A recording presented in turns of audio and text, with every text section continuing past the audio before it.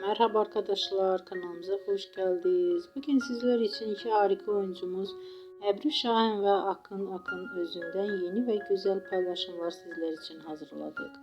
Onlar Hercai dizisinde rol almış ve herkes tarafından beğenilmiştir.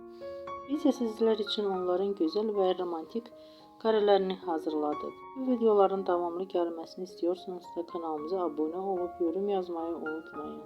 Hələlik bizden bu kadar.